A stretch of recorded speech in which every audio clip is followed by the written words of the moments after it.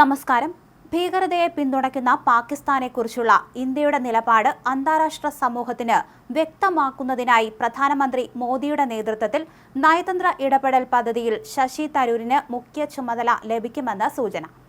കേന്ദ്ര സർക്കാരിന്റെ പ്രതിനിധി സംഘത്തെ നയിക്കാൻ കോൺഗ്രസ് എംപി ശശി തരൂരിനെ നിയോഗിക്കാനാണ് കേന്ദ്രത്തിന്റെ ആലോചന. 5 മുതൽ 6 വരെ പാർലമെന്റ് അംഗങ്ങളടങ്ങുന്ന ഒന്നിലധികം പ്രതിനിധി സംഘങ്ങളെയാണ് ഈ സംരംഭത്തിൽ ഉൾപ്പെടുത്തിയിരിക്കുന്നത്. മെയ് 22-ന് ഇന്ത്യയിൽ നിന്ന് പുറപ്പെടുന്ന സംഘം ജൂൺ ആദ്യത്തിൽ തിരിച്ചെത്തുമെന്നാണ് പ്രതീക്ഷിക്കുന്നത്. നിലവിൽ വിദേശകാര്യത്തിനായുള്ള പാർലമെന്ററി സമിതിയുടെ അധ്യക്ഷനാണ് തരൂർ. ഇതുകൊണ്ട് കൂടിയാണ് തരൂരിനെ മുന്നിൽ നിർത്താനുള്ള നീക്കം. ഐക്യരാഷ്ട്രസഭയുടെ അണ്ടർ സെക്രട്ടറി ജനറലായിരുന്ന തരൂരിന് മിക്ക രാജ്യങ്ങളുമായി വ്യക്തിപരമായ നയതന്ത്ര സൗഹൃദങ്ങളുണ്ട്. ഇതുകൂടി അനുകൂലമായി ഉപയോഗിക്കാനാണ് കേന്ദ്ര സർക്കാർ ശ്രമം. നിലവിൽ ഇത്തരമൊരു കാര്യം ശശി തരൂരുമായി കേന്ദ്രം ചർച്ച ചെയ്തിട്ടില്ല. ക്ഷണമെത്തിയാൽ തരൂർ എന്ത് നിലപാട് എടുക്കുമെന്നതാണ് നിർണായകം.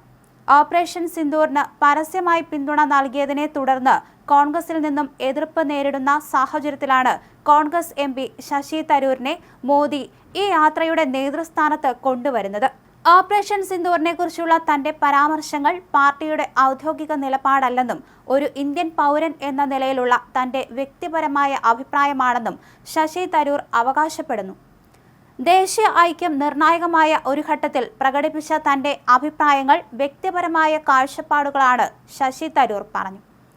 നമ്മുടെ രാജ്യത്തിന് വേണ്ടി അണിനിരക്കേണ്ടത് വളരെ പ്രധാനമായിരുന്ന ഒരു സമയത്ത് എൻ്റെ വ്യക്തിപരമായ കാഴ്ചപ്പാടുകളാണ് ഞാൻ പ്രകടിപ്പിച്ചത്. പ്രത്യേകിച്ചും US, യൂറോപ്പ്, മിഡിൽ ഈസ്റ്റ് എന്നിവിടങ്ങളിൽ നമ്മുടെ കാഴ്ചപ്പാട് അവതരിപ്പിക്കുന്നതിൽ കുറവുണ്ടായ സമയത്ത് ശശി തരൂർ പ്രതികരിച്ചത് ഇങ്ങനെയായിരുന്നു. ഇന്ത്യ പാക് വെടിനിർത്തൽ ധാരണയുണ്ടാക്കാൻ അമേരിക്ക ഇടപെട്ടെന്ന US പ്രസിഡന്റ് ഡൊണാൾഡ് ട്രംപിന്റെ വെളിപ്പെടുത്തലിനെ തുടർന്ന് പ്രതിരോധത്തിലായ കേന്ദ്ര സർക്കാരിനെ ശക്തമായി പിന്തുണച്ചാണ് ശശി തരൂർ പ്രതികരിച്ചതും. കഴിഞ്ഞ ദിവസം ചേർന്ന കോൺഗ്രസ് പ്രവർത്തക സമിതി യോഗത്തിൽ നിരവധി നേതാക്കൾ ഈ കാര്യം ചൂണ്ടിക്കാണിച്ച് തരൂരിനെ രൂക്ഷമായി വിമർശിച്ചു. അഭിപ്രായം പറയാനുള്ള സ്വാതന്ത്ര്യമുണ്ടെന്ന് കരുതി നിർണായക അവസരങ്ങളിൽ പാർട്ടി വിരുദ്ധ നിലപാടുകൾ പാടില്ലെന്ന് തരൂരിനെ കോൺഗ്രസിനെ താക്കീത് ചെയ്തുവെന്ന് റിപ്പോർട്ട് വന്നിട്ടുണ്ട്. എന്നാൽ താക്കീത് വാർത്ത തരൂർ നിഷേധിക്കുകയും ചെയ്തു. തന്റെ പ്രതികരണങ്ങളെ തെറ്റായി വ്യാഖ്യാനിക്കുന്നത് കൊണ്ടുള്ള പ്രശ്നങ്ങളാണിതെന്ന് തരൂർ പ്രതികരിച്ചു. തരൂർ വ്യക്തിപരമായ അഭിപ്രായമാണ് പറയാറുള്ളത്, പാർട്ടി നിലപാടല്ല എന്ന് കോൺഗ്രസ് നേതാവ് ജയറാം രമേശ് മാധ്യമങ്ങളോട് പ്രതികരിച്ചിരുന്നു. ഈ ഒരു സാഹചര്യത്തിലും BJP നേതാക്കൾ തരൂരിനെ ശക്തമായി പിന്തുണച്ച് രംഗത്തെത്തിയിരുന്നു. അതേസമയം ഇന്ത്യ പാകിസ്ഥാൻ സംഘർഷത്തിനിടയിലാണ് കോൺഗ്രസ് പ്രവർത്തക സമിതിയുടെ ഒരു യോഗം നടന്നത്. ശശി തരൂരും ഈ യോഗത്തിൽ പങ്കെടുത്തു. ഈ സമയത്ത് ശശി തരൂരിന്റെ പ്രസ്താവന ലക്ഷ്മണരേഖയെ മറികടക്കുന്നതാണെന്ന് പാർട്ടി വിശേഷിപ്പിച്ചിരുന്നുവെന്നും ഇത് അദ്ദേഹത്തിന്റെ വ്യക്തിപരമായ പ്രസ്താവനയാണെന്നും കോൺഗ്രസ് പാർട്ടിയുടേതല്ലെന്നും റിപ്പോർട്ടുണ്ടായിരുന്നു. എന്നാൽ ഇതേക്കുറിച്ച് തരൂരിനോട് ചോദിച്ചപ്പോൾ ഞാൻ കോൺഗ്രസ് വർക്കിംഗ് കമ്മിറ്റി യോഗത്തിൽ പങ്കെടുത്തിരുന്നുവെന്നും എന്റെ മുന്നിൽ അങ്ങനെയൊന്നും സംഭവിച്ചിട്ടില്ലെന്നും അദ്ദേഹം മറുപടി പറഞ്ഞു.